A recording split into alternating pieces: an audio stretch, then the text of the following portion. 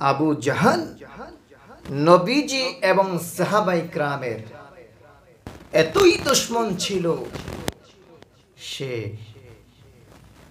কোন এক প্রশ্ন করতে কখনো কল্পনা করত না। আসলে প্রকৃতপক্ষে আবু জাহেলের নাম ছিল আবুল হিকাম। কি ছিল নাম? আবুল হিকাম, মানে বুদ্ধির বাপ। যখন দেখলো রাসূলুল্লাহ সাল্লাল্লাহু আলাইহি ওয়াসাল্লাম আবুল হিকাম, সে বুদ্ধির বাপ হলে লাভ কি? কিন্তু সে এমন কিছু কাজকর্ম করে, ইসলামের বিপক্ষে এমন কথা বলে এবং আল্লাহ রাসূলকে এমনভাবে সে কটাক্ষ করে কথা বলে, সাহাবায়ে কেরামদেরকে এমন করে কটাক্ষ করে কথা বলে, আল্লাহ সম্পর্কে সে এমন কথা বলে, সে আসলে বুদ্ধির বাপ নয়, সে হচ্ছে মূর্খর বাপ। এজন্য নবীজি তার নাম রাখলেন আবু জাহাল। কি নাম রাখলেন? আমার ভাইয়েরা, আবু জাহাল কেমন মূর্খ চিন্তা করেন। নবীজিকে পরীক্ষা করেন, সাহাবীদেরকে পরীক্ষার মধ্যে ফেলে দিলেন। একদিনকার ঘটনা আবু জাহালের কাছে, আবু জাহাল এবং তার সঙ্গপাঙ্গ নিয়ে আবু জাহাল সহ তার সহচররা এক জায়গায় আড্ডা দিতেছে, কথা বলতেছে। এক স্থানের মধ্যে আড্ডা দিচ্ছে এবং কথা বলছে। একজন ভিক্ষুক এসে বলে, ও আবু জাহাল, রে আবু জাহাল, একটু ভিক্ষা দাও আমাকে। আবু জাহাল খুব চালু তো, এদিক সেদিক তাকায়, তাকিয়ে দেখে দূরবর্তী স্থানে নবীজির সাহাবী এবং জামাতা আলী কারামাল্লাহু ওয়াজহু সেখানে দাঁড়িয়ে রয়েছে। আবু জাহেল বলছে, শোনো, ভিক্ষা আমি আজকে তোমাকে দেব না। ওই যে দেখো লোকটা দাঁড়িয়ে রয়েছে, ওনার কাছে যাও, উনি ভিক্ষা দিবে। কত বড় টেকনিক খাড়ায় জাহেলে, কত বড় টেকনিক খাড়ায়। সে জানে যে নবীর জামাতা আলী কারামাল্লাহু ওয়াজহু হচ্ছে গরিব, সে ভিক্ষা দিতে পারবে না, তার কোনো টাকা পয়সা নাই, তার কোনো দ্বন্দ্বলত নাই, তার সামর্থ্য নাই দেওয়ার মতো, সে কি দিবে? এই কথা ভেবে সে নবীজির জামাতা আলী কারামাল্লাহু ওয়াজহুর কাছে পাঠিয়ে দিলেন।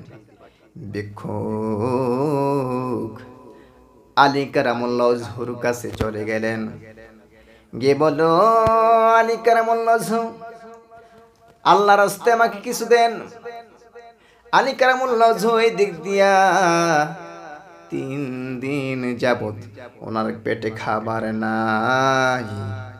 3 দিন পর্যন্ত ওনার পেটে কোনো খাবার নাই, উনি খান না।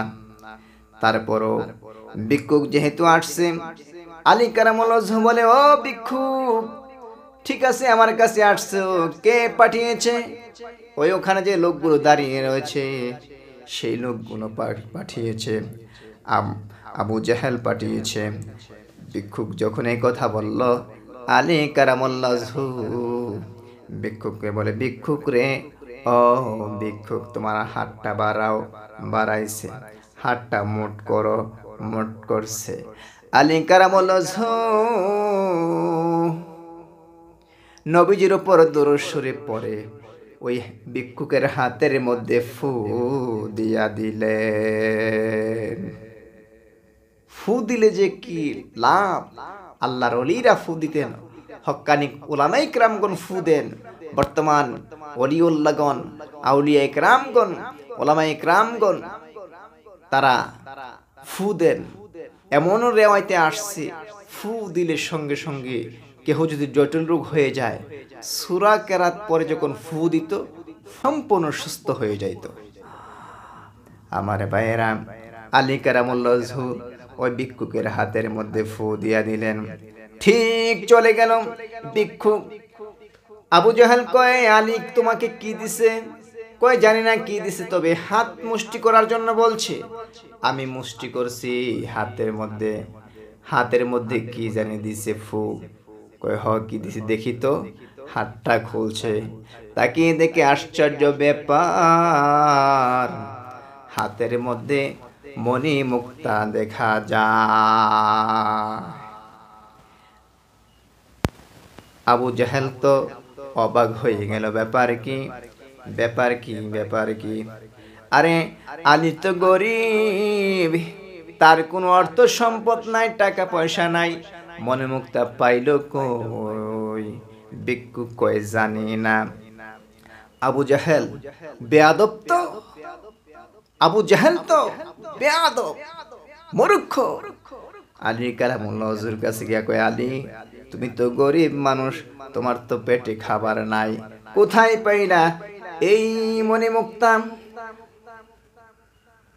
এই কথা যখন বলল, আলী কারামুল্লাহ কয়, ও আবু জাহাল, তুমি আমার কাছে যখন পাঠাইছা, আমার তো কোনো খাবার নাই, দেওয়ার মধ্যে কোনো সামর্থ্য নাই, টাকা পয়সা নাই, এই জন্য আমি ভিক্ষুকের হাতে মুষ্টি করে একটা ফু দিয়ে দিলাম, মনে মনে নবীজির উপর দরুদ শরীফ পড়লাম, দিলাম ফু।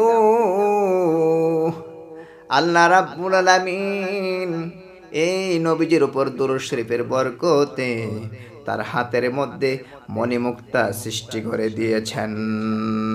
আল্লাহ পাক কুদরতিভাবে তার হাতের মধ্যে মণিমুক্তা দান করে দিয়েছেন। তাইলে আমার ভাইয়েরা, নবীজির উপর দরুদ শরীফ পড়লেন, নবীজির উপর খাঁটি অন্তরে নেক দিলে যদি দরুদ শরীফ পড়তে পারেন, তাহলে এই দরুদ শরীফের বরকতে আল্লাহ রাব্বুল আলামিন আপনাকে সমস্ত বিপদ আপদ থেকে উদ্ধার করে দিবেন। প্রয়োজনে আল্লাহ পাক রাব্বুল আলামিন আপনার হাজত পূরণ করিয়া দিবেন। এই জন্যই তো নবীজির উপর দরুদ শরীফ পড়তে হবে। সবচাইতে ছোট্ট দরুদ শরীফ হচ্ছে সাল্লাল্লাহু আলাইহি ওয়াসাল্লাম। নবীর উপর দরুদ শরীফ পড়লে আপনার দুনিয়াতে আপনার কে আল্লাহ পাক রব্বুল আলামিন শান্তি দিবেন, কল্যাণ দিবেন, হাজত পূরণ করবেন। আর পরকালে আল্লাহ পাক রব্বুল আলামিন আপনাকে জান্নাত দান করে দিবেন। নবীজি ফরমান, উম্মতেরা গো শোনো, উম্মতেরা শোনো, মান সাল্লা আলাইয়া সালাতান ওয়াহিদাতান সাল্লাল্লাহু আলাইহি ওয়াসাল্লাম, যে নাকি আমি নবীর উপর একবার দুরূদ শরীফ পাঠ করে আল্লাহ রাব্বুল আলামিন ওই ব্যক্তির কে 10টা রহমত নাজিল করিয়া দেন।